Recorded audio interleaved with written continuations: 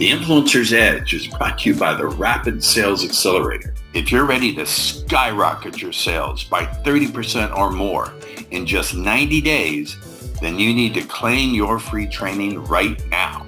You'll learn 4 words that will compel your prospects to trust you like they were children within the first 3 to 5 minutes of any conversation across any platform and any medium. You'll learn how to give your prospects objection amnesia, to crush objections like, I need to talk to my spouse, or I need more time to think it over, or it's too expensive. If you'd like to claim your free training now, go to www.paulrossbook.com. Do it before your competition does it now. Welcome to the Influencer's Edge. This is the place where you come to get the latest breakthroughs, cutting-edge insights, tools, and techniques to leapfrog over the pack in sales, persuasion, and influence. Be sure you visit our website at www.theinfluencersedge.com. And while you're there, subscribe to us via your favorite network. Now sit back, tune in, and enjoy today's episode. All right, welcome to the Influencer's Edge. I'm excited because today we have a man who is a genius at business, a genius entrepreneur, and more importantly, a genius at changing lives. I happen to have had some beautiful exchanges with him, and he had the grace and the generosity to have me on his podcast. So I figured I'd return the favor. Today is my friend Dariush Soudi. Is that right? Soudi? Did I get it right? I'm fired. Soudi. Soudi. And he's Yes. joining us all the way from Dubai. Now, your biography is so extensive because you are such an accomplished man. I'm going to speed through this as best I can. So Dariush is the CEO of Be Unique Group. Let's stop and pause right there. Why do you think it's so important? To me, I have my own answer, but this show is about you. So I know that being unique is part of your message. Why do you think it's so important to be unique? If you don't stand out from a crowded marketplace, you're going to be judged just like everybody else. And you wonder why that people are always trying to squeeze you on price, because they don't know. If you don't know what your unique selling proposition is, they don't know what's unique about you. You don't know what's unique about you. How can you put it across in the marketplace? And then you wonder why everybody's trying to squeeze me on price. Because from the market's point of view, you're just like everybody else. So the conclusion I think we can draw from that, and the audience can draw from that, is you don't want to be a commodity like rice. Absolutely. You want to stand out. I have Be Unique Group is one of my companies. I actually own Arena Capital, we are a family office. We're an investment company, and we invest in companies all over the world. And our Be Unique Group is actually an online agency. For us to stand out, and being an online marketeer, it's a very crowded place. By the way, I don't feel there's one business in the world that's not crowded. If I got $1 for every business that says, well, I'm saturated, I'll be a billionaire by now, right? So yes, there's not one business that is the only business in the marketplace. So as an agency, we looked at the market and we thought everybody offers PPC and SEO and all these stuff. What can we do that's different? So I thought, you know what we'll do? Many agencies send the reports to their customers, to their clients, saying, congratulations, you spent $10,000 and you got 1,000 clicks. And the customer will say, hang on a second, I've got 1,000 clicks, but I've got 0 clients. So I've got 0 return on investment. So what we do as a company, we do a mystery shopper, and free of charge, we train their staff how to close deals. So that's why we do very well in a very crowded marketplace, because we go out of our way offline and train their staff how to close the deal circle, how to close deals and get a return on investment. So let's talk. Forgive me, you just dropped gold. And one of the things I should have said before the show started, forgive me for not, is that when I bring someone on who really knows their stuff and has been doing this as a genius at something, they will drop gold.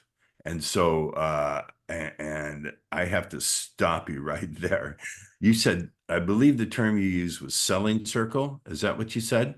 I've never heard that term before. I've heard sales cycle. What do you mean by selling circle? The circle is not complete. The deal, the pennies don't drop in. So what happens is, if you imagine, it's a funnel. You click, you get eyeballs, turn into inquiries, inquiries turn into meetings, meetings into proposals, proposals into deals. Now, if we're generating loads of leads, but then they're not closing the deals, this circle is not complete. So what we do is we actually go in. It's similar to a cycle, but I call it a circle, because the only time the money will drop when the circle is closed. Got it. Okay, Always, it's always with closing deals, getting the money back into the account. all right. You have a passion for building brands and aligning high performance teams. Passion and desire for excellence spark all his decisions. Let's talk about that. I had a guest the other day who is very successful, and I said, wait a minute, where did this drive come from? Did someone tell you you couldn't do it, or did you have someone you modeled in your life who told you could do it? Or where did you get this drive from? How did it originate within you? Because you're such a unique individual. I'm sure you have a unique story. How did you find the drive? Because one thing I know about you that's not in the biography is you've built multi-million-dollar businesses, and then you've lost everything and done it twice, I believe, which takes tremendous resilience and drive. We'll talk about those stories, but where did you get your drive and resilience from? Thank you. Well, great question. My mom, because my father passed away when I was 4 years old, and I'm from sorry. that day, I've been told by my family, you have to be the breadwinner, because you don't have a breadwinner in your family. You're the one who's going to be responsible for supporting your sister and your mom. So automatically, I just decided that I was the one who had to support everyone. And my mom, she kept saying, "You're not good enough. You're not good enough. Oh my They're better. God. They're better than you. Look at them. Oh, mom, I got 5 grade Bs. Oh, well, your friend got 5 grade As. And mom, I got this job. Well, this guy's got a better job than you. I got this. It's always somebody's better. But for some reason, although she was very demoralizing, she made us feel we were rich, but we weren't rich. We were poor. Well, I don't So understand. That's so beautiful, but unpack it for me. I'm sorry to be interrupted here. I really am, but my audience wants to know this. So on the one hand, she was demoralizing, but on the other hand, she never made you feel like you were poor, even though the other kids had more. So how is that possible? That's like having water that's not wet. How the hell is that possible? Sure. So what she'll do, for instance, go to Marks and Spencer's. It's a brand of supermarkets that sell clothing, and then she'll say, look at this shirt. It's just like an Armani. Okay. One day you will wear an Armani. Okay. One day, if we're lucky, we'll have enough money. You will have that car. So we were never jealous. I was never jealous. I always looked at other people and I was always inspired. And until about 8 years ago, because I didn't know my dad, I always thought maybe it was my dad's DNA was very positive and inspirational, because that's opposite to my mum, right?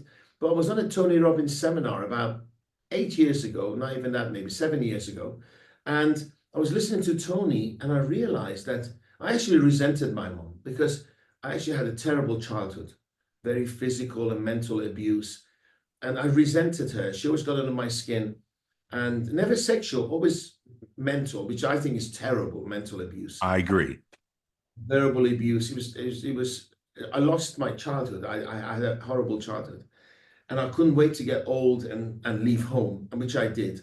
And I sent her a letter saying, "Mom, I'm going to love you, but I'm going to love you from a distance." And I wrote her a 4-page letter. Okay. And she messaged me back, and I was thinking, oh my God, she's going to say something profound. And she sent back, "Fuck you." That must have been incredibly painful. Yeah. Incredibly painful. I'm Fuck so you. sorry. I can't Yeah. fathom that pain. So I'm in Tenerife and I'm leading a group of people for a Tony Robbins seminar. I'm listening to Tony and I thought, oh my God, my mom has been my inspiration, not my dad's DNA. Because inside, I always wanted to show her that she was wrong. Yes, don't bet against me. And now I'm in my 50s. You know, Paul, my biggest motivation is when people underestimate me. When people just fires something inside. Yes, because I'm thinking, if you got a private jet, why can't I? What are you doing that I can copy or improve to get that private jet? What are you doing to have such a company of large? The only downside is that because I'm self-taught, I'm a bit of a slow starter. You know, if I had somebody who could teach me these things, I wouldn't have had to learn it my own way, which probably took an extra 20 years, too hard to tax, $100 million loss, you know, so that was very painful. Pause button here. I want to point something out personally, and then I want to dive into those stories.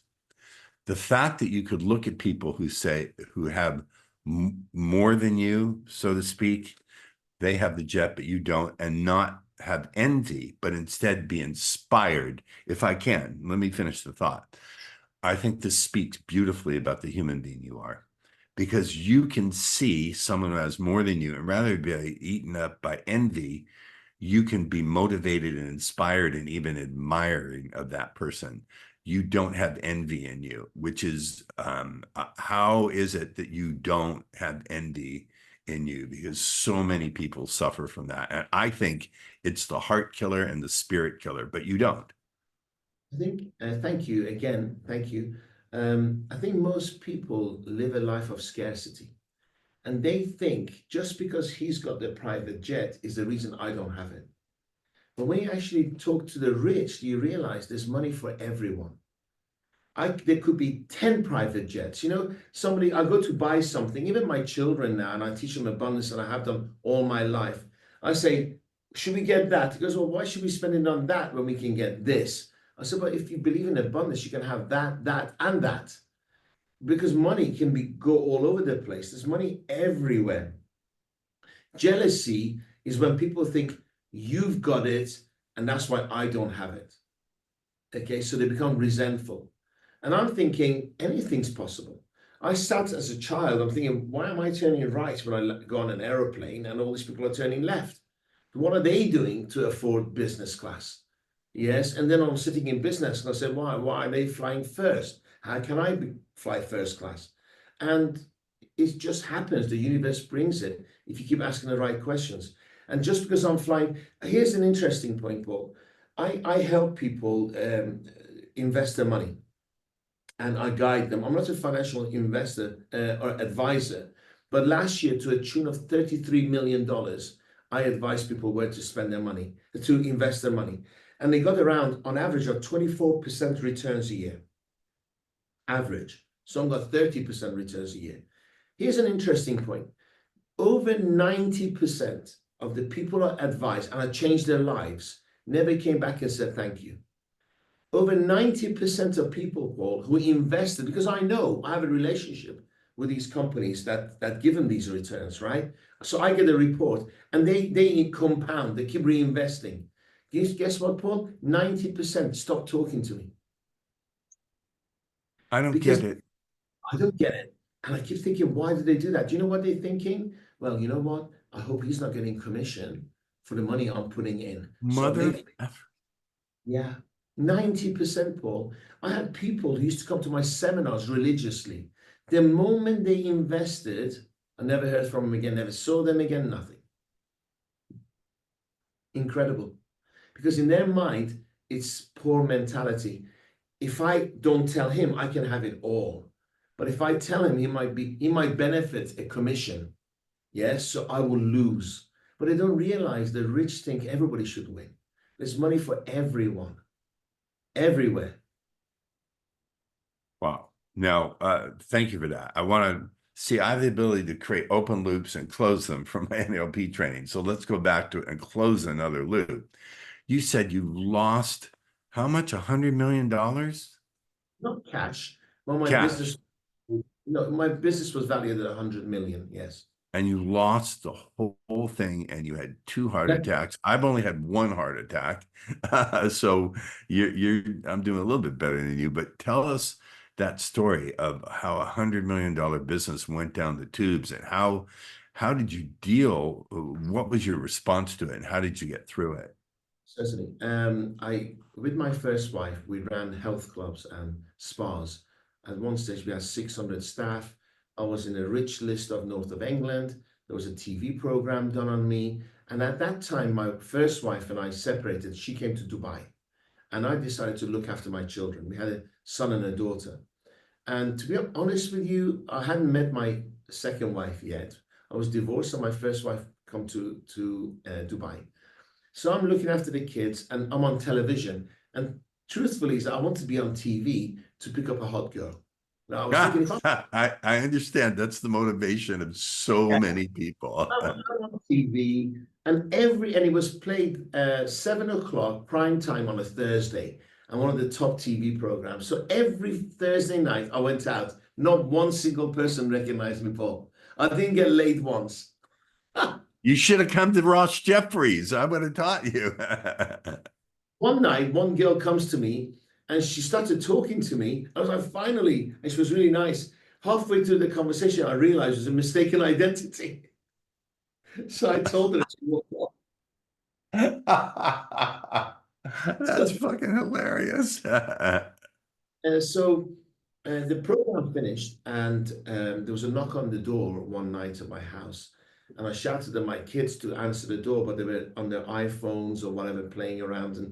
And I go down as I was putting my top on because I was on the computer with no shirt.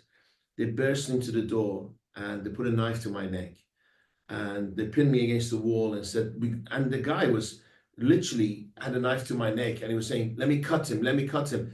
And I didn't understand what he was talking about. And they said, we want a certain amount of money.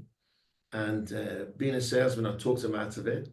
And they said, if you don't give us whoa, pause button. B. How the fuck do you talk someone out of it when they have a knife? First of all, how do you have the calm to even think I can talk them out of this? So how did you have the calm, and then how did you talk them out? What happened was I lived in a townhouse whereby my daughter's bedroom was downstairs. The lounge and the kitchen were on the first floor, and then my bedroom and my son's were on the floor above. So whilst they were here, I could hear my daughter singing on her iPad or iPod or whatever it was. And all I could think, Paul, was don't open the door, because what you're going to see is going to mess your head up.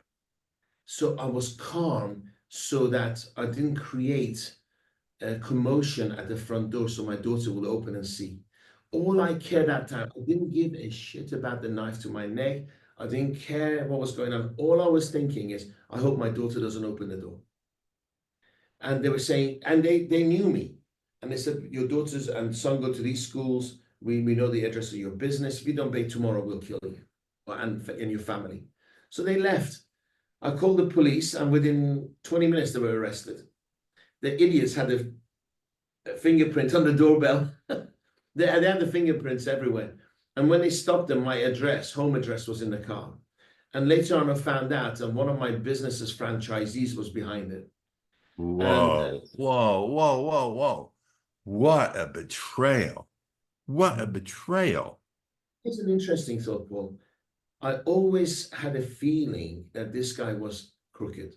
Okay, I always had a feeling, because he would say, don't message me, call me, don't put this in writing. And I was so blindsided, I was so focused on earning money, that I chose not to question the way he was behaving. Okay, so if I reflect, really, I chose that path because it was drug money. They'd given it to him to wash it. He invested in this business. They came to him and said, we want it back. And he said, I don't have it. You go to his house. And that's how it came to be. Wow. It kind of makes me think, rather than give people the benefit of the doubt, if you're feeling it in your gut and your brain, go into investigative mode rather than giving them the benefit mode. Pause. Just pause. Because if you give benefit of the doubt, you can only lose, right? You can only lose. Because what we do, it's like relationships, right? Why do I always meet bastards? Why do I always meet bitches?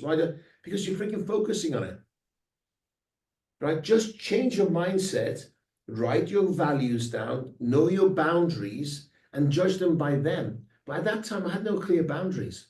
I didn't have clear values. I was living in a country that I didn't enjoy living in. It rained every day. People are grey. I felt that I worked 30 days. Out of that 30 days a month, 29 days for my staff, landlord, government. And the last day was for me. That's how I felt, like a noose around my neck. My suppliers weren't nice. My landlords weren't good. My staff were all women in their early 20s. Every weekend, Paul, 20% of my staff didn't show up because they were drunk from the night before. What kind of a business was I running? I don't know. And then I had a heart attack and I woke up in life and I thought, you know what? First thing, that night, I put my children in the car and we stayed in a hotel near the airport and I sent my children to Dubai to be safe away from these people.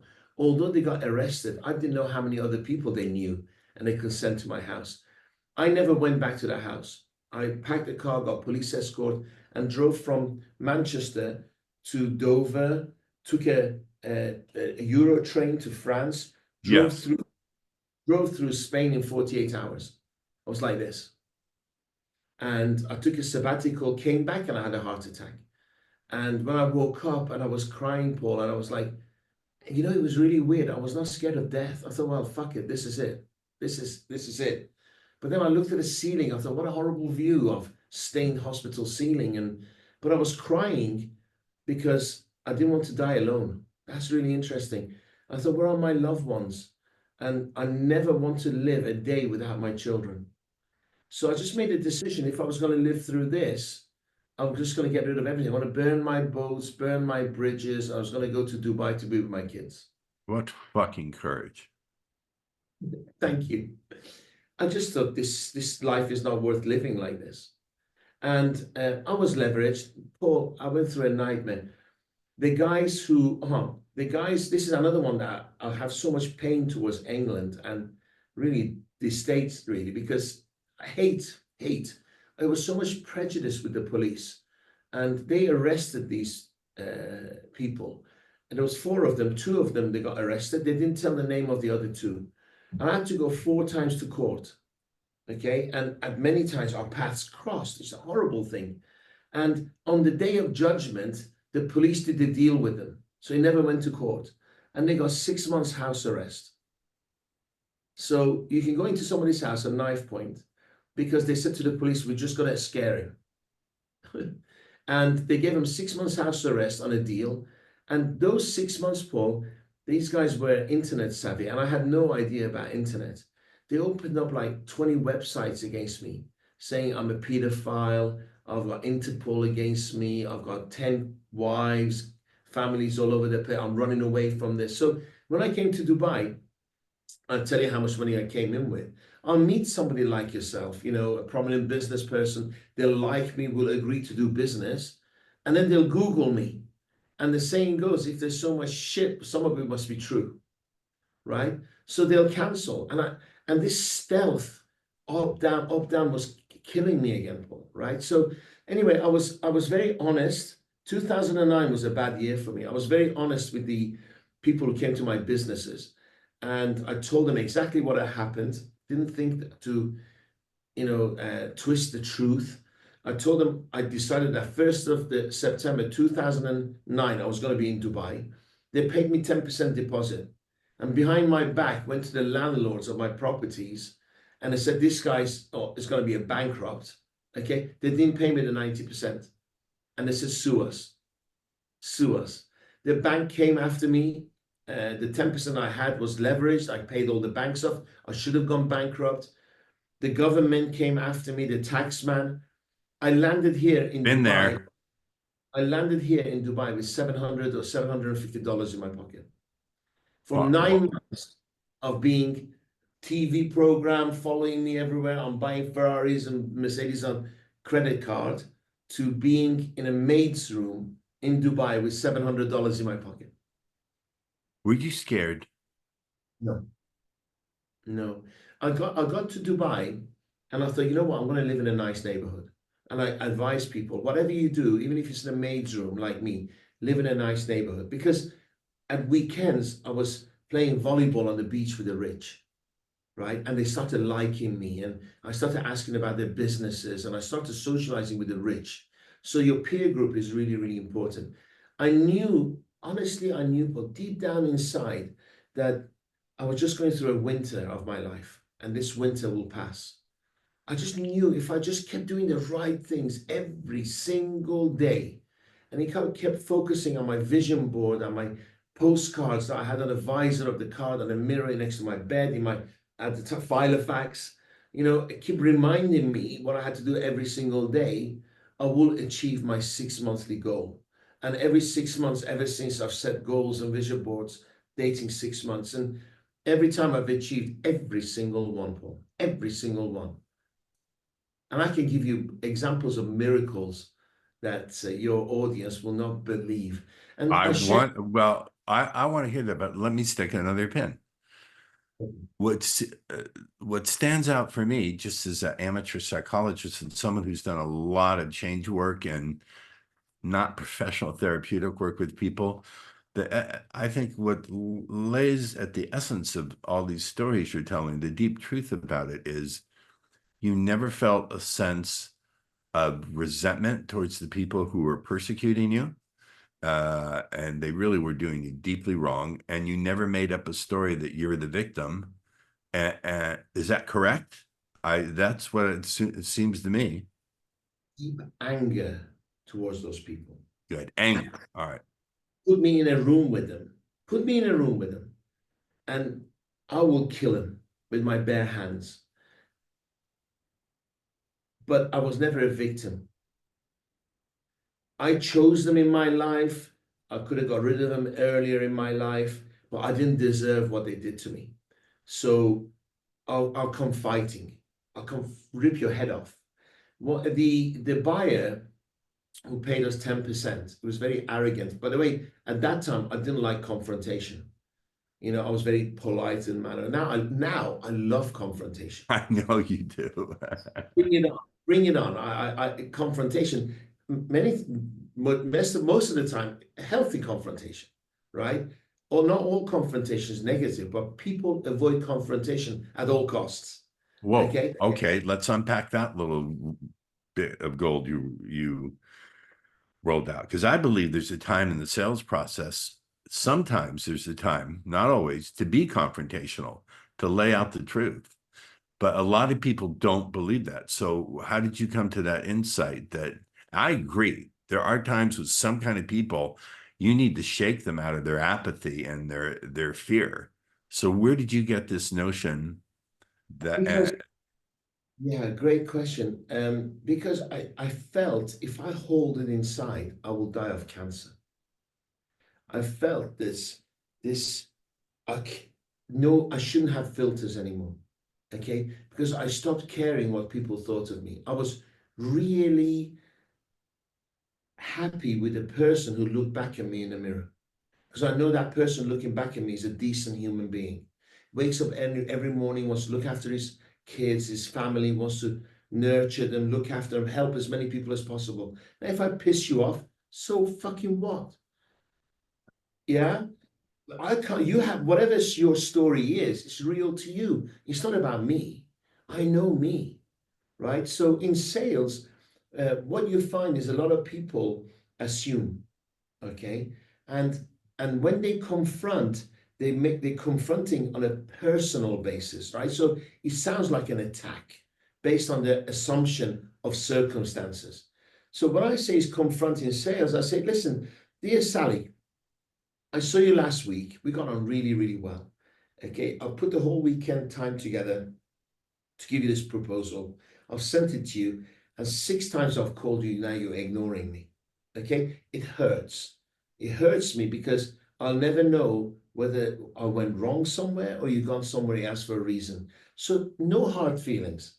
For me to learn and grow from this experience, can you just have the decency to let me know what your decision is and why? No hard feelings. That is That is vulnerable confrontation. You're being deeply vulnerable rather than pointing the finger or being angry. You are being vulnerable and confrontational at the same time, which seems to be a paradox. But in paradox, there's power. This is one of the things I've taught from the beginning of my career. In paradox, there's power. And you seem to have come to that same conclusion through a different path, but you got this. So there's so much I can keep learning from you. All right, Lovely. let's keep going. Let's keep. I learn from you all the time. All I know is that if people use my method, I teach, 50% of people who ghost you will call you back. And the reason people ghost you is not because they're bad people. One, they don't want to hurt your feelings. Right. Two, they made a commitment at the time that they couldn't deliver on time. So they're embarrassed, right? So they don't want to hurt your feelings and look a bit silly. So it's a lot easier to avoid. And the more they avoid you, the more embarrassed they get. So if you can eliminate the embarrassment, say, hey, man, I don't win every deal I said. Yes, just tell me where I went wrong so I can learn from it and grow. And I wish you all the best. But here's the thing, 80% of people who don't go ahead with us regret that decision. All I want you to know is my doors will always be open to you. No hard feelings. And it's amazing how many people call back. I think it takes a certain kind of personality to pull this off. I think it's again a paradox. You have to care deeply about people without giving a fuck what they think about you. Yes. Do you know what it is still desirable? Because when I sit in front of someone and they're dilly-dallying, and I say, hang on a second, you can dilly-dally and then waste time and think about it. But if I know something that you don't, which is the future, if you do business with me, because I've done it for 30 years, I will make you money. So do you want me to make you money today or next week? It's up to you. Wait, I gotta write that out. I need to write that down. Say that patter again. we can dilly-dally, Yes. but I know what the future entails because I've done this for the last 30, 40 years, right? It's just that it's the future you don't know because you never worked maybe before, right? I know deep down in my heart that I will make you money. So would you like me to make you money today or next week? beautiful. Listen, I've been doing NLP language patterns and creating NLP language patterns that made my clients a lot of money, but that one is fucking that's worth the whole episode. What I do at this point, Paul, I go, it's a deal then. Every single time, Paul, they stretch out and shake my hand and they're thinking, what did I just do? What did I And majority of the time, they write me a check, and all my clients pay me up front. No debts. And they write me a check, and I can read their mind. They're thinking, what the hell am I writing the check for? But I like and trust this guy. So I'm going to give him a check and then hope and pray that he's going to deliver. That's so good that after the show's officially over, stay in the green room with me. I want to write that down word for word. All right. So I hope you have a little more time for us. Please give us more time. All right. So you lost it, you rebuilt it, and then you lost it again. So tell me about the time you lost it again.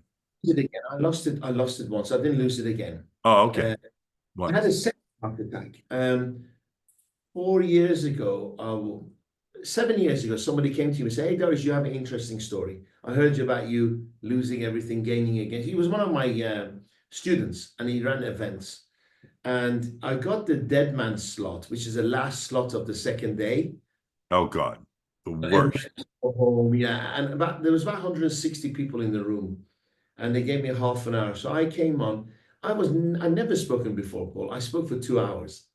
Everybody was pissed. All the organizers were pissed off, everything. But in the room, there was over 200 people. There was more people stayed behind than there were originally when I started. And they were crying, they were hugging me, dancing, laughing. And somebody opened up a Facebook page. And today I have 500,000 followers on that Facebook page. And from then it just rolled. 3 million on Instagram, 1 million YouTube subscribers. People love the fact that I share my vulnerability with no Yes. filter. Yes. As much as I think I've been doing this show 2 years now, and I'm so grateful to my audience that we are now ranked in the top 10% globally. How we did that, I don't know, because I don't market this thing. I guess people like my style, which is basically I'm giving you the best I can, but if you don't like it, fuck yeah. We have the same thing. From the heart to the heart, the connection is heart and soul. And that's what I feel with you. That's how I feel about you. It's not here. I've been interviewed and I feel it's all rehearsed and there's no connection. No, I'm there's no doing, rehearsal. my speakers come and some speakers come and say, hey, I'll give you an hour, 20 minutes for photographs afterwards. I said, well, goodbye. If you're going to speak on my stage, you give your heart and you start all day. You hug people, you hug all the audience, you support the other speakers. Don't come here for money. I'm just reflecting on all of this, having a mother who told you can't do it, you're worthless, and then on the other hand, you never felt poor, and then looking at people who on the outside had more than you and thinking, no, there's enough to go around. I can see how that message was influenced by your mother saying, you're never poor, we can do this, we can do that. And also, you never experienced envy, which is amazing for me. I really think it's obvious. People say fear stands in the way, and I get it, but that's fear is obvious. That's an obvious poison. But I think the subtle poisons are envy, despair, and entitlement. Those things will poison you, and you're not even aware they're there. Fear you're aware of, but it's the subtle poisons of life, envy, despair, and entitlement. And you don't seem to have had any of those. You've had your struggles and you've been very angry, and I get it. But I think at the essence of your success, and I don't want to get into the technical aspects of investing. I really don't. If it were anyone else, we'd dive in. I don't want to waste a second of time with this because and we have had some conversations. We don't know each other. I think we know each other deeply, even though we haven't talked a lot. I've never met you in person yet. I know that one day we will. But I think that is and I've had my eyes closed because I'm feeling into my heart deeply. I think that's the essence of your success, and that finally that you really want to see other people win. And this is to me very, very rare. I don't think with your technical knowledge alone you would have done it. I'm not knocking your technical knowledge. Certainly. Well, I'm a work in progress. I'm learning all the time. This year, I lost about $1 million on different investments. I just come back from Switzerland where I put $500,000 in this company that was going to be purchased by TikTok, and I found out it was all a load of bullshit. And they spent $1 million of investors' money on a wedding in Venice. It was a Hollywood production. I was really impressed. They spent $5,000 on OnlyFans. They spent 900,000 euros on Lufthansa first class flights. They blew 34 million euros, this company. But you know what, Paul? Thank God I can afford to lose it. It didn't change. What an attitude. You know what, with all due respect to you, Dariush, I've always thought it's better to invest $10,000 in a private investigator than lose $5 million in a lawsuit, or spend $5 million on lawyers in a lawsuit, or get taken by people. So my one bit of advice for you, if you don't do it already, I'm not one to maybe you do it. If you're going to do a big deal, hire a private investigator and look up that person's ass and every crack and orifice they've got. They lied. They said that they exited their company before. It was all a lie. What happened was, one, in Dubai, you can't have private investigators. Oh, you can't? You can't in Dubai. No, you can't. There's no private investigative firms. But however, they were in Switzerland. But the broker was in Dubai, and I trusted this person. So 6 months into this deal, I noticed that they did one of these, testimonials. And it was Steve Wozniak, the founder of Apple. Yes. and he had a 30-second video where he was reading the script. And there is no other better company to invest in than this. And I phoned up the broker. I said, this cost them $200 because you can rent people to read the message. Yeah. Right? For a 50 million euro company, this is friggin' embarrassing. And then she gave me a gobbledygook answer, and I took it. Then 6 months later, they've done another promotion video, and I noticed like pink Bentleys and pink Cadillacs, and in the background, and I phoned her again. And I said, I'm a bit concerned here. The company's got no revenue, and I see all these branded fancy cars in the background. She goes, no, it's their own personal money that they use because they exited before they're rich. It was all a lie. And I had two opportunities, Paul, to go and hire private investigators, find out more. But here's the thing. I'm going to Netflix because I have about that much files of 600 investors being screwed by these two scrupulous people. And I'm going to use the opening scene, their Venice wedding, which is just a Hollywood production that I paid for, right? So I'm hoping Netflix is going to take it on and it'll be a bestseller because talk about turning shit into gold. What an attitude. What a freaking great attitude. I could keep talking to you for hours. You've shared, and we haven't gotten to any of the really very little, almost nothing, if at all, the technical aspects of what you do. I do want to say, I'll give you a recommendation off the air because I think there's someone you could learn from who will prevent you from ever having these disasters again. I want to introduce you to his work. Dariush, you have been so kind to grace us with your wisdom and the love. You radiate so much love. So thank you so much. I would love to have you back on the show. You've given so much. I've enjoyed this so much, and I hope it comes across that it's real. And I want to give you and your audience, I have such a story to tell. We haven't even touched the tip of the iceberg. Honestly, every single day, Paul, is a miracle in my life. And if I can, I'll give you one example.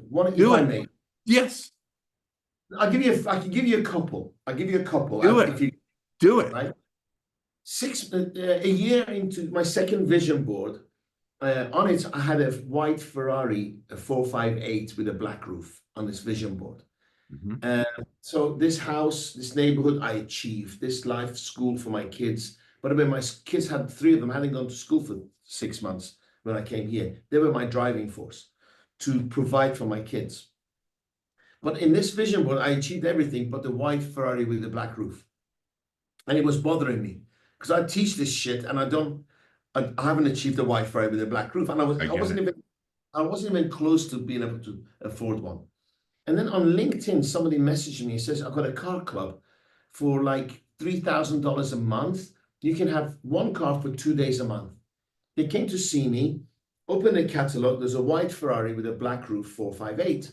So I said, you know what? I'm going to join this club. But for about 3 months, I felt I was cheating my cause because I didn't own the car, right? It was 2 days a month membership and other people sat in it. The 4th month, the owner of the club comes to me and said, Dariush, I'm going to sell the company. And I said, why? Because in Dubai, people don't need clubs. They all own their Ferraris. They own their Bentleys and their Maybachs. So nobody's interested in the club but you. You've been a really good customer. I said, just a question. What are you going to do with that white Ferrari with the black roof? He said, I want to sell it. I said, well, I've got no money, but can I have it? And he said, it's 1.2 million dirhams, which is about $250,000. Okay. And I said, can I have it? I said, I don't have the money, but I'll pay you over 6 months. Paul, he got the key and I said, it's yours. Even now, the head. Paul, I was driving the exact car that's on my vision board, and I didn't part with $1. I paid it. Gave it to you. Just gave it to me. Paul, today, I go and buy a Bentley, and I go and buy a Ferrari, and I have a car collection, and I go to a garage, and I say, here's 10%. I'll pay you the rest over 6 months. They go, here's the key, Dariush. Unbelievable. I have such a I good. don't think it's unbelievable. I don't think I find it unbelievable at all. I pinch myself and I'm like, wow, my reputation is so strong that these guys give me the $1 million cars. And over 6 months, I pay it, I own it, I sell it, I invest the money, and I get interest-free loans from these garages again. So, and I'm always driving really nice cars. My mother would be proud of you. Thank That's you. the best compliment I could give anyone that I've never given it before. My mother would be proud of you. I have so many stories. Very quickly. A year and a half ago, people said you're a natural speaker, but I don't think I'm a professional speaker. But I do make people cry and jump up and down and Yeah. smile and inspired by my stories. So I went to this event by Mind Valley. I'm sure you've heard of them. Yes, Platform that they do. I know who they are. So, and there was a gentleman called Vishen, who's the owner. And now he's an acquaintance of mine. And I heard that he's going to be in Dubai and he's got this event. So I thought, if I go and meet him and I pitch him, maybe one day I'll go on his platform. So I went in and I looked at it. There's about 1,000 people there. I've noticed a few glitches and there was like loads of hang-arounds around him. I had to kind of kiss ass to get near him. And I thought, I don't kiss ass. One day he'll come to me. I'll just let it go to the universe. And I turned around to two people and I said to them, one day I have a bigger event than this. Within 1 year, Paul, I had an event twice the size. Okay? Vishen comes to be interviewed by me on my podcast, right? And he says he has an event 4th and 5th of November in Dubai. And I thought, you know what, I'm going to do another event a week after his. Then I hear that his event is not happening, right? So I phoned him up and he says, can I speak on your event? So now, 16th and 17th of November, I have an event 5 times bigger than his was, and he's speaking on my stage. I love this. How does that work out? I believe this stuff happens. You know, I started in NLP in 1987, 88 through Richard Bandler, who was my mentor. He took me under his wing because he liked. And I never imagined that I would have first of all, no one knew what a podcast was, but he was one of my very first guests. I never imagined my mentor would be someone who I interviewed. That if you told me that, I would have said, first of all, what's a podcast? But I would have said, you're fucking crazy. That's impossible. I've had things happen to me that I think were fucking crazy. There's no way that could never happen. But in fact, it did. Dariush, we need to let you go. Oh, no, go ahead. Your books, are you my hero? And you're interviewing me. You know, it's a miracle to me. I'm honored. Really honored. The only downside is I'm so goddamn busy with this summit. I don't have the time to form a strong relationship. But I'm going to come and see you next year. I promise you. Okay. We'll show you around. I'll show you around San Diego. It's a beautiful city if you go to the right places. Getting crowded, but it's still a beautiful city. Dariush, thank you for gracing us. How can people stay in the conversation with you? They can either follow me on gladiatorsummit.com or Dariush Soudi Official. Can you spell your last name for them? O-U-D for David I. Dariush Soudi Official. When they put Dariush S, immediately my name pops up, so they can't get rid of me. Yes, I don't think there's 10 million people with that name. All right, please stay for a brief green room chat. Toy boat. Ladies and gentlemen, Dariush has really graced us with an episode from the heart. This has been, I would say, one of the most heartfelt, if not the most heartfelt episode we've ever done. So thank you, Dariush. We'll see you next time on The Influencer's Edge. Bye now. The Influencer's Edge is brought to you by the Rapid Sales Accelerator. If you're ready to skyrocket your sales by 30% or more in just 90 days, then you need to claim your free training right now. You'll learn 4 words that will compel your prospects to trust you like they were children within the first 3 to 5 minutes of any conversation across any platform in any medium. You'll learn how to give your prospects objection amnesia, to crush objections like, I need to talk to my spouse, or I need more time to think it over, or it's too expensive. If you'd like to claim your free training now, go to www.paulrossbook.com. Do it before your competition does it now. Thank you for tuning in to the Influencer's Edge, where you get the latest breakthroughs, cutting-edge insights, tools, and techniques so you can leapfrog over the pack in sales, influence, and persuasion.